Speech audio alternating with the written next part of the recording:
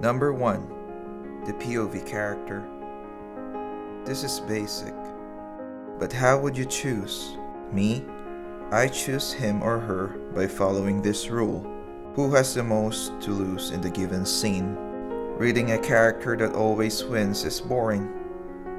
There are no stakes, no drama, no tension. But reading a character that will lose something important to her, well, the reader will be invested, will want to know if this time she hasn't lost that something. Number 2. What's the intent of your POV character? Self-explanatory. What's her goal in that scene? Why is she in that scene? What's the thing she wants to win? Number 3. Give her obstacles. There should be something, a someone, an event that hinders the POV character from achieving her goal. An element that satisfies the idea that she could never win. Number 4. Scene or chapter goal. We're out of the POV character now. We focus on the readers. What's your goal in this scene, in the chapter? What do you want the reader to know?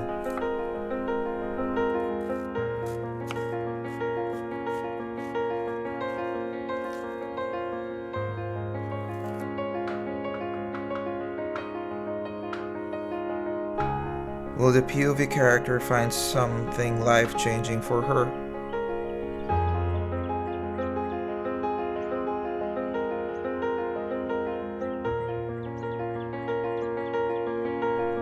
Will her best friend die? Is this new man in her life the right person for her? Number 5. What emotions am I trying to evoke? We focus in the reader still, but we also focus in our POV character. What do you want them to feel?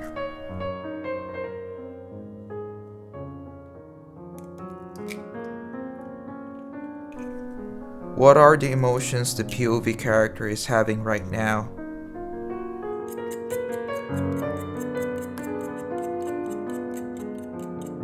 Fear?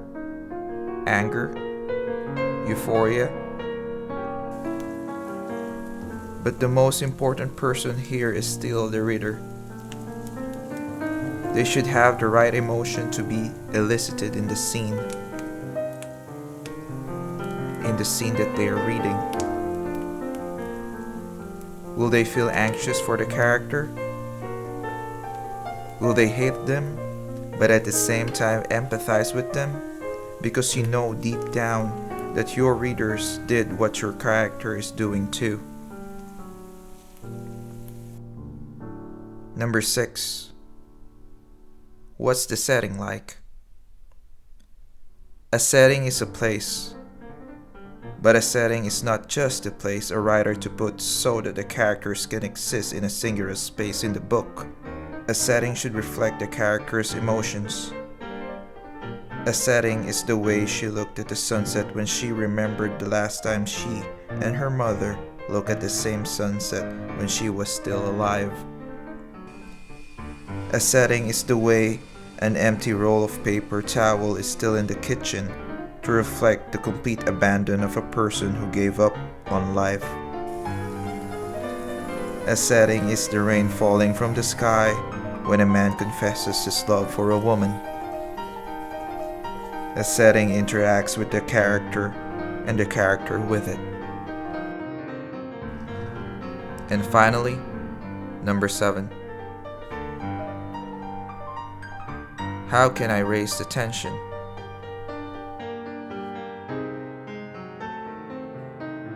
Let's be honest, this is the cliffhanger.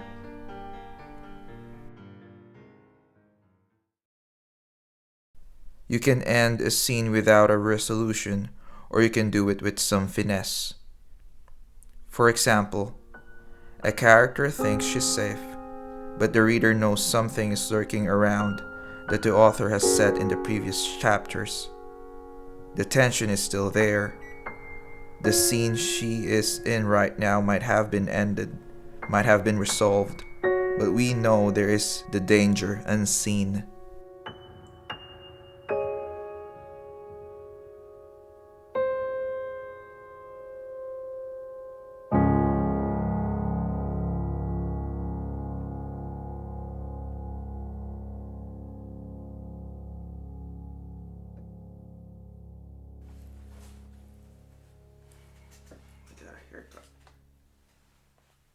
Hi.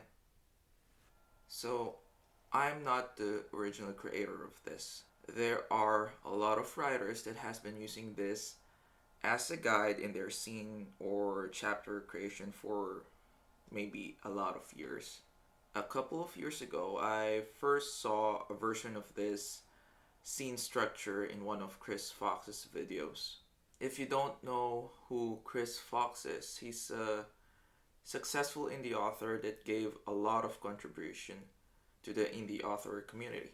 So credit is due, so it has to be given.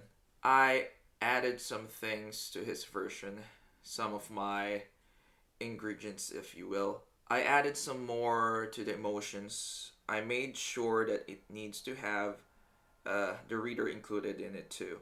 That emotion that you want them to feel when reading a particular scene.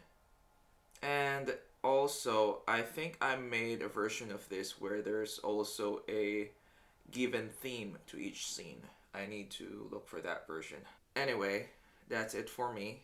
I hope this helps you in your writing, and I'll see you in the next video.